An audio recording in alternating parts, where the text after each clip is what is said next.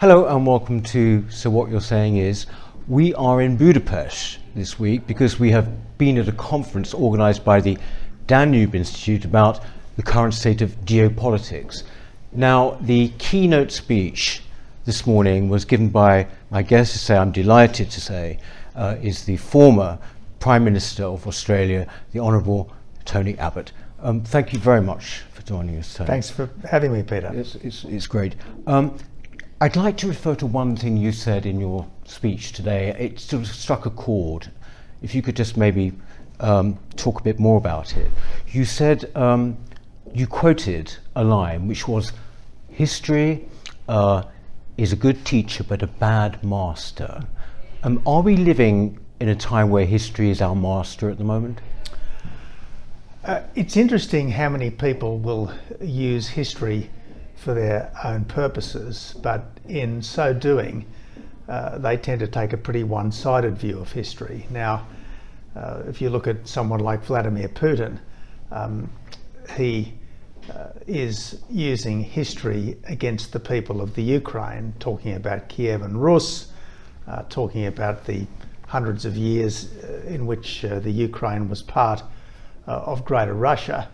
But nevertheless, for a long time, the Ukrainian people have had a very strong sense of national identity. We shouldn't forget the Holodomor, Stalin's man-made famine against the farmers of the Ukraine, one of the great bread baskets of the world. We shouldn't forget the fact that there was really 10 years of guerrilla fighting against the Soviets after 1945 in the Ukraine. So we need to have, as far as we humanly can, a fulsome view of history rather than a partial view of history, because properly understood, there is no perfection, there is no monopoly of wisdom, there is no monopoly of insight. All peoples and all countries have done good things and bad things. Nevertheless, when you do look at the history of the world over the last couple of centuries, I think we can say that America has been a relatively benign superpower. Before that, Britain was a relatively benign superpower. And under the American-led world order of the last few decades, we have had the best times in human history. And that's why the very dramatic challenge that we are now seeing to that world order from Russia, from China, is pretty concerning. And my fear is that what we're seeing in Eastern Europe is not just a struggle between two countries. What we're seeing in East Asia is not just an issue between China and what they say is a rebel province, but it could be a pivotal point in history leading to a period of eclipse of liberal values and an eclipse of the democracies. And that's why it's so important that we are alert to this and do whatever we can to try to stop it from happening. You made a statement there which I would agree with, but which would seem to many people to be controversial now, which is that America was a benign superpower and Britain was basically a benign superpower. Why do you think those two countries seem now to be intent on portraying themselves in an entirely different way? This is a very good question, and the cultural self-loathing, which is now all too often evident in Anglo-American universities, seeping into so many other parts of English-speaking societies, is both unjustified, because there has never been less racism. Minorities have never had a fairer go than now. So it's unjustified, in fact, and it's dreadfully destructive in practice.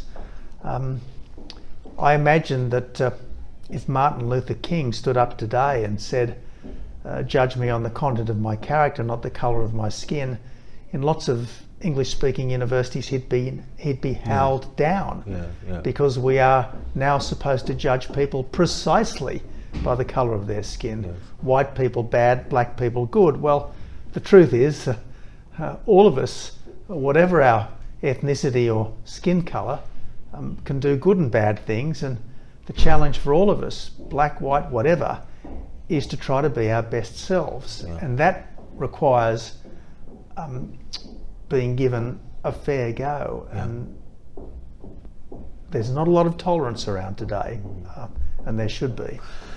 You mentioned as well on that subject in your address today that despite there being less racism, etc., that the elites in what you might call the Anglosphere are obsessed with these things, but at the same time they don't criticise other cultures for the various mishaps. Where has that obsession come from? Well, again, it comes, I think, from this cultural self-loathing, which is completely unjustified. I'm not saying there haven't been blemishes on the record. I'm not saying there aren't still imperfections, but one of the things that's often bandied around in criticism of Anglo-American societies is supposed Islamophobia.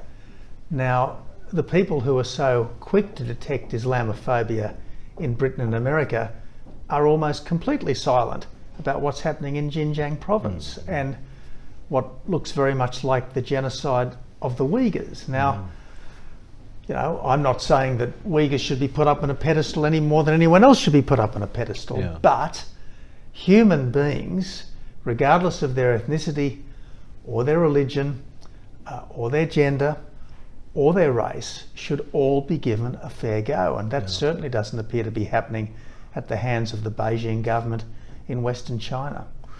Do you think, therefore, that Russia is obviously looks at the West and sort of says, well, it's pretty impotent, it's pretty weak? Do you think we are weak and impotent?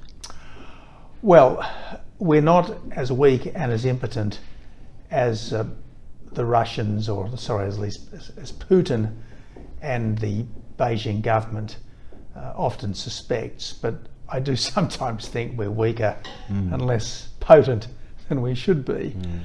And I'm not saying that we should be triumphalist. I'm not saying that the Anglosphere should attempt to impose upon others our particular way of doing things, but I think we should be proud of what we've done, which is on balance a very good story, and I think we should be unapologetic in putting forward a point of view. Yes. Just briefly, if we could, it's coming out, England is coming out of COVID anyway. You can say the world maybe has seen the worst of it. In geopolitical sense, or even just in a cultural sense, what do you think are going to be the main effects of what we've been through? Obviously, you can't spend the trillions in dealing with COVID that have been spent and not significantly weaken yourselves economically. Sooner or later, because there's no such thing as a money tree, all of this debt is going to have to be repaid, and the countries and the peoples that became incredibly dependent upon effectively money printing over the last couple of years, and before that as well since the GFC, are going to have to learn that in the end you can only spend what you raise in taxes. So I think there's going to be a difficult economic overhang, and I fear that some of the ways of thinking that we've got into will be hard to shake. The other anxiety I've got is that we've seen unprecedented restrictions on freedom, unprecedented growth in government, and that will take a while to roll back.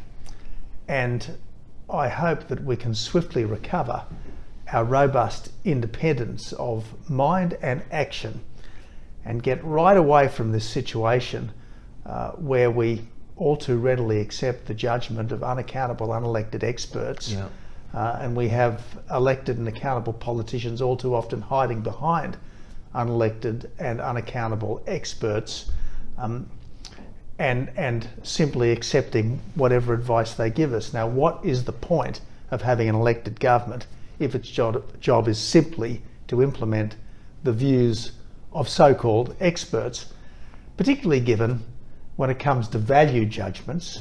Experts often have no particular insights, and in any event, the experts are often as divided as the rest of us.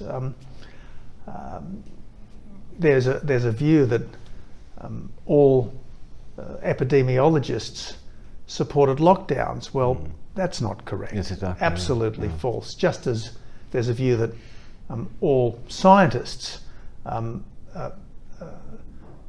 believe in the so-called climate science. Well, sure, there may be a lot of people in the science world who, for all sorts of reasons, subscribe to the establishmentarian view, but there are certainly plenty of climate scientists like Richard Linson and Judith Curry who would respectfully dissent from what is thought to be the consensus in inverted commas, just as there were plenty of epidemiologists like Gupta of Oxford and Ioannidis of Stanford who would have dissented from the Niall Ferguson Imperial College view. Many would do that, I think.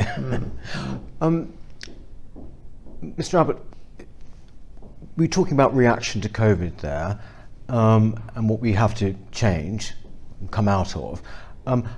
But a lot of people have been very surprised by our reaction to it.